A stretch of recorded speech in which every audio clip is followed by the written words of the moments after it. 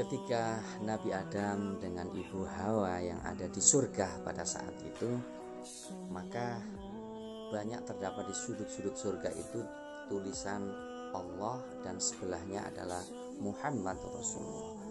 Begitu banyaknya, maka penasaran Nabi Adam dan bertanya kepada Allah, "Ya Rabb, siapa?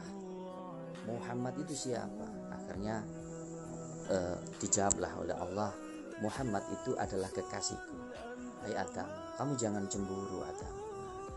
Nah, akhirnya pada suatu ketika Ibu Hawa pun mendengarkan bahwa ternyata Nabi Muhammad itu nurnya itu sudah ada.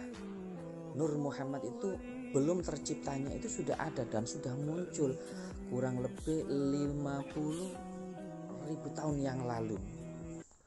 Belum terwujudnya itu sudah ada. Nah, Nur Muhammad. Oleh karena itu akhirnya melamarlah Nabi Adam ini kepada Ibunda Hawa, dan Ibu Hawa mau dengan syarat maharnya adalah dengan mas kawin sholawat Nabi.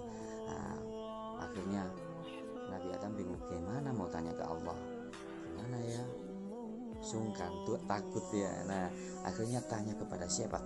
Nah, yang ada di surga itu cuma 4 ya. Yang ada di surga itu Nabi Adam, Ibu Hawa, malaikat, dan iblis atau setan. Nah, akhirnya tanyanya nggak mungkin ke setan, ke iblis, tapi tanyanya adalah ke malaikat. Hai malaikat, adanya malaikat Jibril. Hai malaikat, bagaimana sholawat Nabi itu? Maka malaikat Jibril ini mengajarkan kepada Nabi Adam sholawat Nabi itu ya. Sholawat Nabi itu adalah membaca Shallallahu ala Muhammad.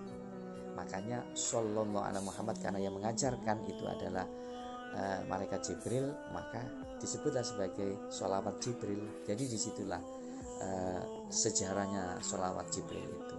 Sebagai yang pertama, sebagai maharnya itu adalah sholawat. Maharnya Nabi Adam menikah dengan Ibu Hawa dengan sholawat Jibril, dan yang mengajarkan sholawat Jibril kepada Nabi Adam adalah malaikat Jibril. Nah, itu disebut sholawat Jibril ya. Jadi disitulah makanya kita mari kita bersolawat Nabi. Bersolawat Nabi. Banyak orang yang selain didapat syafaatnya Nabi Muhammad SAW kelak ketika di yaumil qiyamah, di akhirat kelak nanti, kita juga di dunia banyak manfaatnya. Banyak orang yang berhasil dari sakitnya akhirnya menjadi sembuh.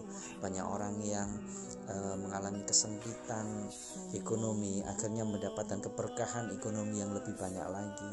Anaknya yang ingin sukses di jenjang karirnya, banyaklah, banyak. Jadi manfaat kita punya hajat, jangan pernah tinggalkan sholat, karena sholat khutbah tanpa membaca sholawat tidak sah. Bahkan berdoa pun tanpa sholawat juga tidak dikabulkan oleh Allah. Jadi ini penting, harapan saya kita semua perbanyak membaca sholawat. Nah, jangan lupa kita istiqomahkan minimal 1000 sehari, insya Allah manfaatnya lebih banyak. Al-istiqomatu khairum min alfil karamah, karena istiqomah itu lebih baik daripada 1000 karamah. Jadi setidaknya memang tidak kita hitung, tapi kita istiqomahkan. Istiqomah itu jauh lebih penting. Seperti hanya kenapa sih itu adalah kunci pembuka surga, seperti itu. Kenapa? Ketika kita tahu pintu-pintu yang ada di sekitar kita itu ada kunci-kuncinya, yang kunci-kuncinya itu ada ringgit-ringgitnya, dan itu macam-macam, setiap kunci berbeda-beda dan hitungannya berbeda, sama hanya dengan seperti itu. Maka perbanyaklah membaca sholawat Nabi, insya Allah hidup kita berkah. Allahumma sholli ala Muhammad. Mudah-mudahan bermanfaat untuk kita semua.